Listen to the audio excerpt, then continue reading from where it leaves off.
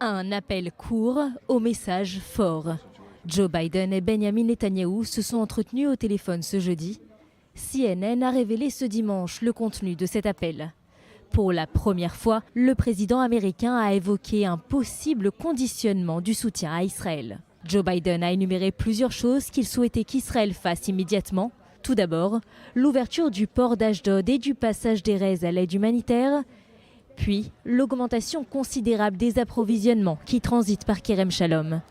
En d'autres termes, accroître l'aide humanitaire entrant dans la bande de Gaza sans en préciser la quantité. Des mesures approuvées dès jeudi soir par le cabinet de sécurité israélien. Je qualifierais cet appel de très direct, très professionnel des deux côtés. Le président a été clair sur le fait que les États-Unis sont disposés à reconsidérer leurs propres approches politiques en la matière en fonction de ce que font ou ne font pas les Israéliens. Cet appel téléphonique de 45 minutes marque un tournant dans la relation entre Washington et Jérusalem.